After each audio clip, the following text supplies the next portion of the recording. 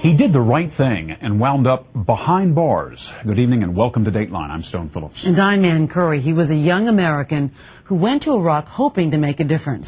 And when this Navy vet saw what he believed was evidence of illegal arms dealing, he called the FBI. So why did he end up in a secret U.S. military prison treated, he says, like a terrorist? Here's NBC senior investigative correspondent Lisa Myers.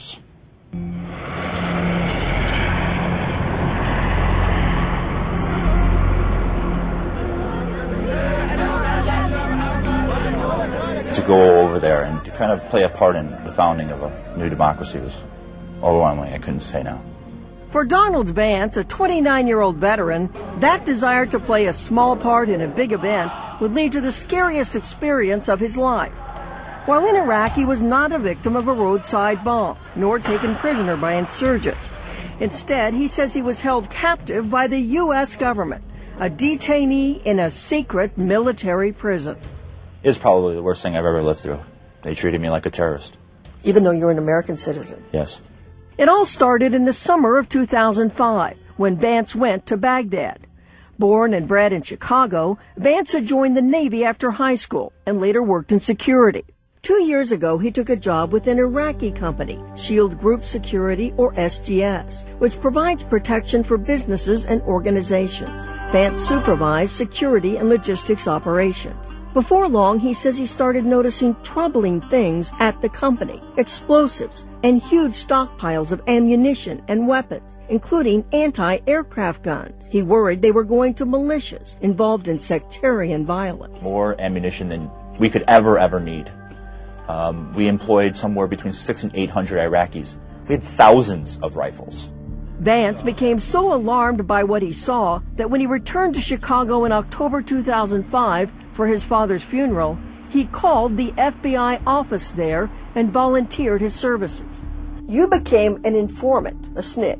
Yes. Why? It's just the right thing to do. Isn't that risky? Oh, yeah.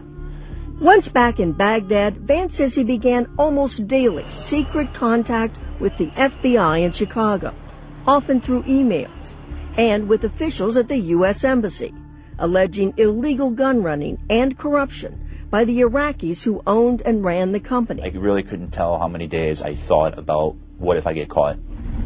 In April 2006, Vance thought that day had come. His co-worker, Nathan Ertel, also an American, tendered his resignation. And with that, Vance says, the atmosphere turned hostile. We were constantly watched. We were not allowed to go anywhere from outside the compound or within the compound under the supervision of an armed Iraqi guard.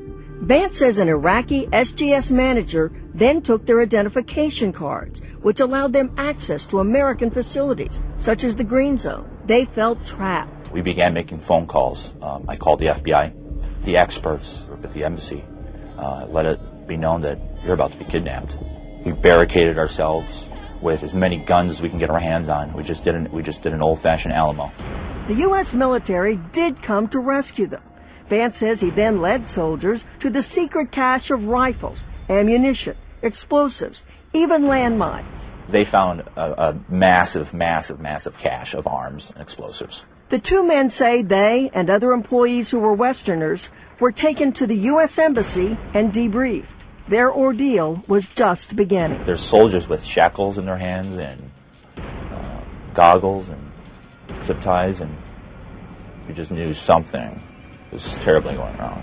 Vance and Ertel were eventually taken to Camp Cropper, a secret U.S. military prison near the Baghdad airport. It once held Saddam Hussein and now houses some of the most dangerous insurgents in all of Iraq. Here's what Vance and Ertel say happened in that prison. They were strip-searched and each put in solitary confinement in tiny, cold cells. They were deliberately deprived of sleep with blaring music and bright lights. They were hooded and cuffed whenever moved. And although they were never physically tortured, there was always that threat. The guards employ what I would like to call as verbal kung fu. It's do as we say or we will use excessive violence on you. Their families back home had no idea what was happening. Until they were detained, Vance had called or emailed his fiancée, Diane Schwartz, every day while in Iraq. and now he was not allowed to do either. I am thinking, he's dead, he's kidnapped. After a week of intense interrogation for hours at a time, Vance learned why he was detained. He was given a document stating the military had found large weapons caches at Vance's company and suspected Vance may be involved in the possible distribution of these weapons to insurgent and/or terrorist groups. I just crumbled. You're a security detainee. Yes. Just like an insurgent. Absolutely. How were you treated? Like an insurgent. The guards peeking in my cell, see a Caucasian male. Instantly I think, he's a foreign fighter. You are Taliban. You are Al-Qaeda.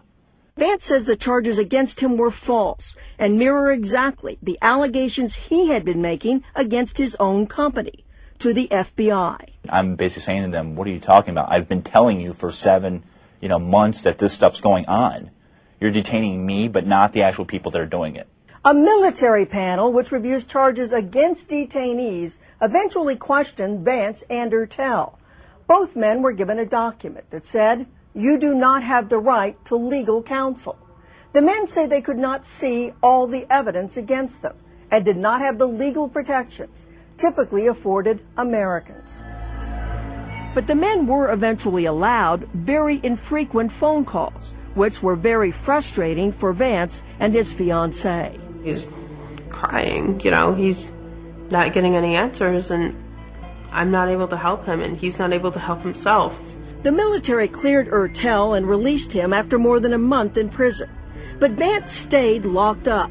At that point, prohibited from keeping notes, he began secretly scribbling diary entries and storing them in his military-issued Bible whenever he had access to a pen. The military now acknowledges that it took 3 weeks just to contact the FBI to confirm Vance was an informant. But even after that, Vance was held another 2 months. In all, he was imprisoned for 97 days before being cleared of any wrongdoing and released. I look like hell. Completely emaciated, beard, shaggy, dirty. They showered me, shaved me, cleaned me up, and dumped me at Baghdad International Airport like it never happened. The U.S. military says it thought you were helping the insurgents. Isn't that a reasonable basis to hold you and interrogate you? They could have investigated the true facts, found out exactly what was happening. What doesn't need to happen is throw people in a cell, we'll figure out the answers later. It's not the way to do things. Donald Vance and Nathan Ertel have now filed a lawsuit against the U.S. government and Donald Rumsfeld, who was Secretary of Defense when they were detained. It is generally very difficult to sue the government, but experts say this case may be different because Vance and Ertel are American citizens. They were civilians held by the U.S. military, and they were detained for such a long time. Military officials would not comment, but a spokeswoman previously has said the men were treated fairly and humanely. The FBI also declined to comment, as did officials at Vance's former company, SGS. Vance says he hopes the lawsuit will reveal why the military held him so long and why he was denied the legal protections guaranteed American citizens. Given all the tragedies and injustices that have occurred in Iraq, why should the American people care about how you were treated? This is just another step of our Constitution slowly being whittled away. It's basic fundamental rights of our founding fathers. In April, Donald Vance was honored at the National Press Club with an award for whistleblowing. As for Shield Group Security, the company Vance worked for, its name has changed, but it's still doing business in Iraq. Neither the company nor its executives has been charged with any wrongdoing. For more on this story, log on to our website. The address is dateline.msnbc.com.